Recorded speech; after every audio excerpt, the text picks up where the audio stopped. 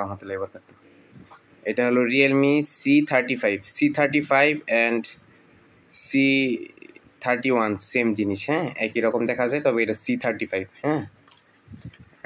C31 আর C35 একই motherboard, ঠিক আছে।